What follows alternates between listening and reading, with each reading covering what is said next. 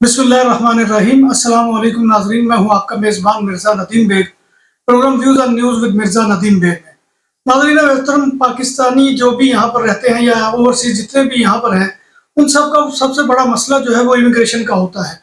लेकिन इमिग्रेशन के मसले के बाद एक नया हमारे सामने जो है वो चैप्टर खुला है और चौधरी लीगल असिस्टेंट्स ने वो जो है वो चैप्टर खोला है और इन्होंने खस्तौरिया भी बनाई है। अब इस खस्तौरिया का क्या फंक्शन होता है, ये क्या होती है, इसके बारे में ज़ाहिर बात है कि बहुत से लोग नहीं जानते। तो इसके लिए आज हम इकबाल चौधरी साहब की खिदमत में हाजिर हुए हैं। सबसे पहले चौधरी साहब, आपको बहुत वेलकम कि आप हमारे प्रोग्राम में आए। तो आपसे सबसे पहला सवाल ये है कि मेरे जो है करम फरमाओं को, मेरे नाजरीन को ये बताएं कि खस्तौरिया असल में होता क्या है।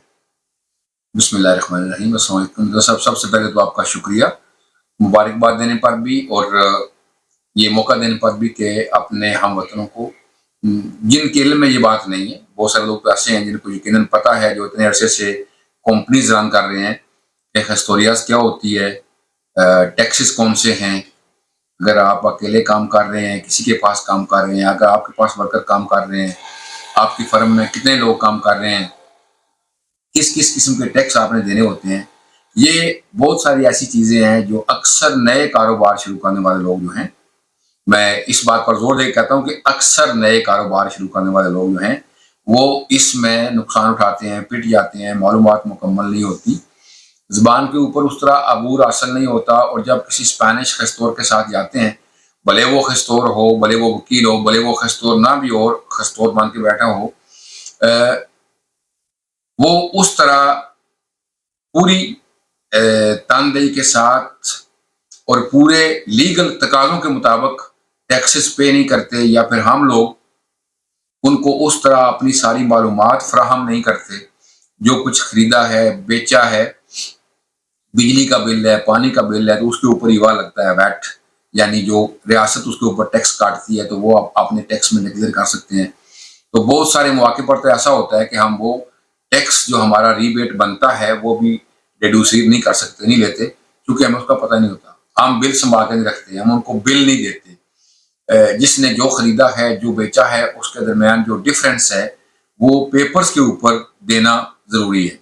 हमारे कई सालों से एक पुरजोर मुतालबा चल रहा था, हर रोज़ लोग आते थे कि आप हमारा खस्तौरिया का काम कर दो, तो हम माजत करते थे कि हम ये काम नहीं करेंगे, क्योंकि जिस वक्त तक आपके पास कोई मुस्तनद टीम ना हो जो पेशा वराना अंदाज में, यानी फुली प्रोफेशनली ये काम ना करे, उस वक्त तक बेहतर है कि आप माजरत का लो, आप ये सर्विस नहीं देते, बजाय इसके कि किसी का नुकसान हो।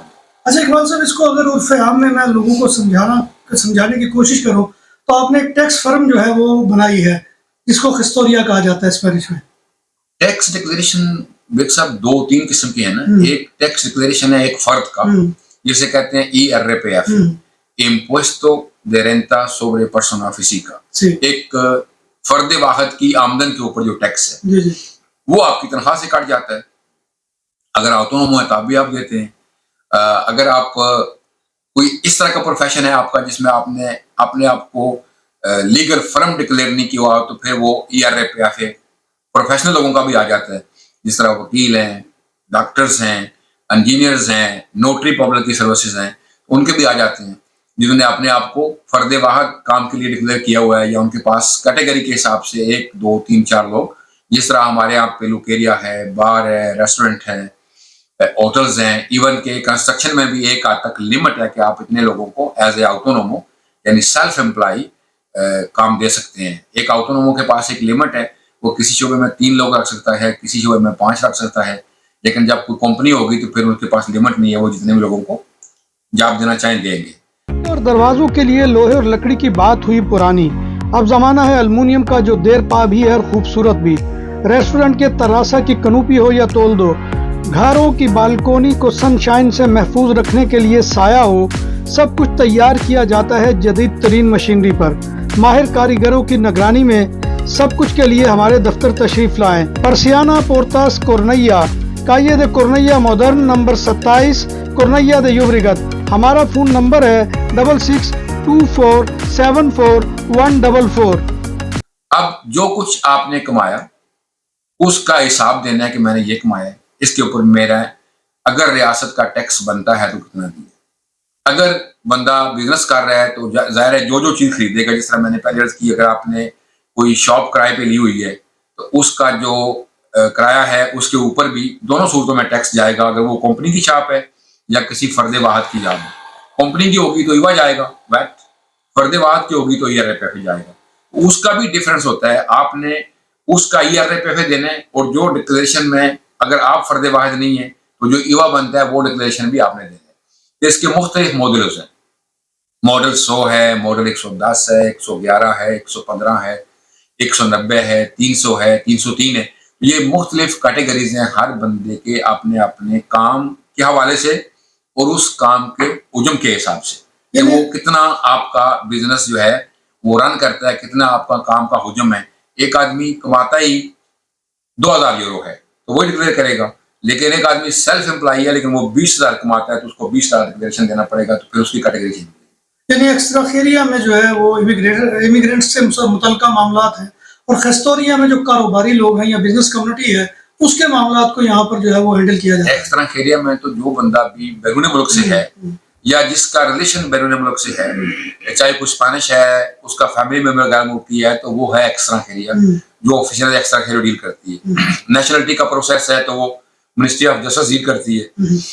لیکن اس کام میں جو خستوریہ کا ہے، کسی بھی شہری کو بلا تفریق وہ کہاں پیدا ہوا ہے، اس کے پاس نیشنلٹی ہے، ریجنسی ہے، وہ کیا کرتا ہے، اپنی آمدن کا حساب دینا ہوگا. اگر اس کی آمدن قابل ٹیکس ہے، اگر وہ اس حد تک نہیں جاتا جو اس کی آمدن قابل ٹیکس ہے، تو اسے چھوٹ ہے کہ وہ اپنی مرضی کا ایک ماڈل سلیکٹ کر لے جسے کہتے ہیں ماڈلس، اور وہ ماڈل اپلائی کر لے. لیکن اس میں بھی کیا ہے کہ آپ کچھ حد تک تو ماڈل اپلائی کر کے ٹیکس پے کرنے سے بچ جائیں گے، لیکن بعد میں بہت سارے کچھ ایسے کام ہیں وہ ماڈلوں کے اوپر ڈکلیئر کیا ہوا رینٹا یا ایوا یا آپ کے وہ ڈاکومنٹس ہیں وہ آپ کو مشکل پیدا کریں گے، وہ آپ کے لیے آگے آسانی پیدا نہیں ہوگی.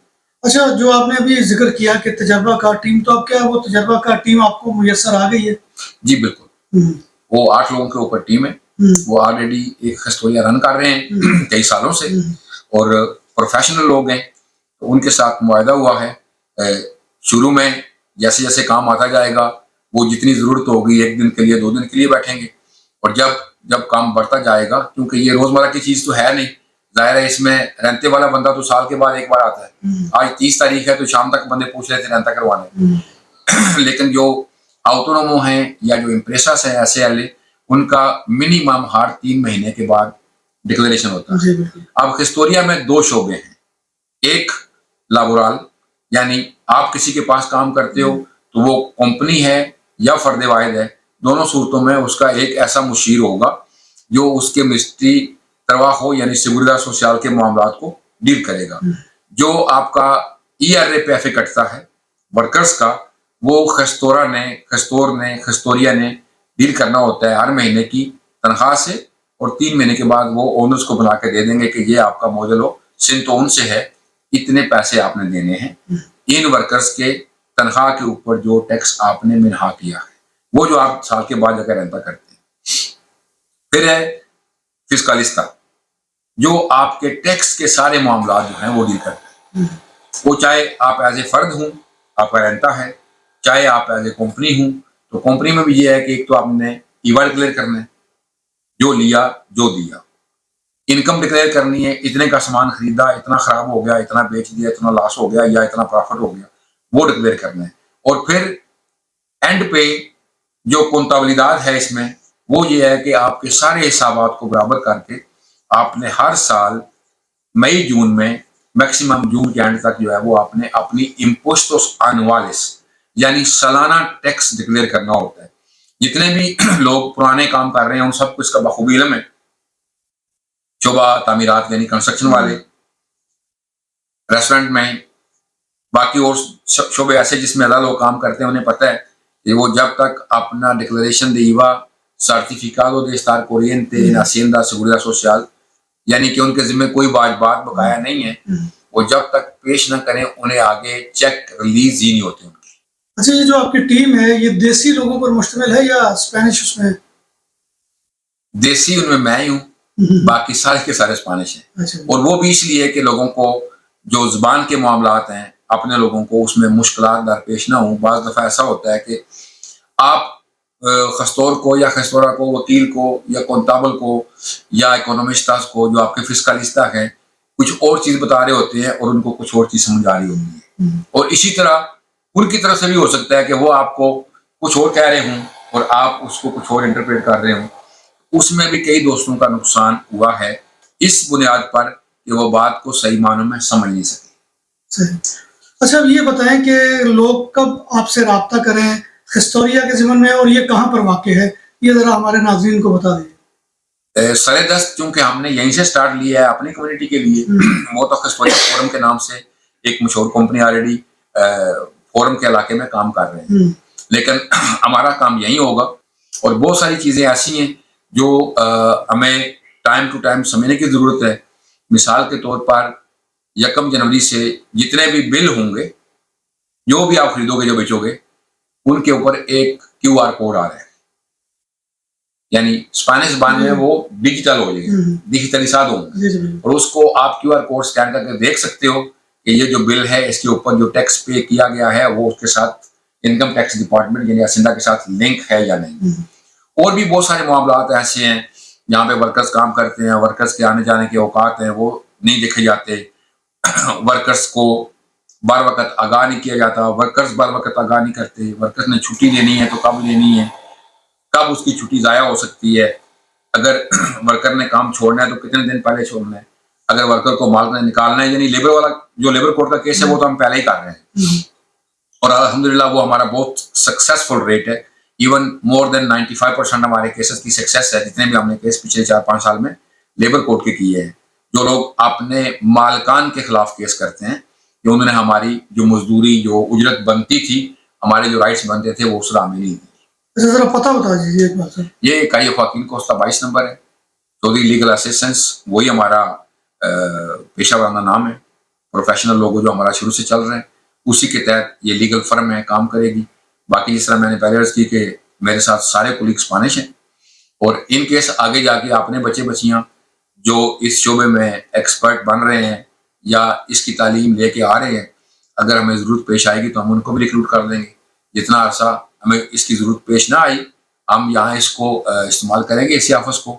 اور کام جو ہے وہ سارا چونکہ آن لائن ہے تو جیسے کوئی چیز آئے گی چلی جائے گی، آلتا کرنا ہے، باخا کرنا ہے.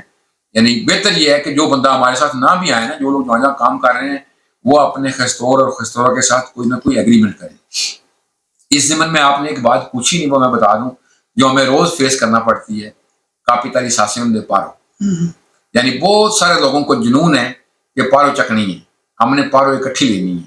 میری آپ سے گزارش ہے، بہت سارے لوگ پارو اکٹھی لینے کے شوق میں سزائیں بھگت رہے ہیں. یعنی ان کی تنخواہ سے کاٹ رہی ہے، ان کے بینک اکاؤنٹ بند ہوئے ہیں، امبارگو ہوئی ہیں سیلریز ان کی.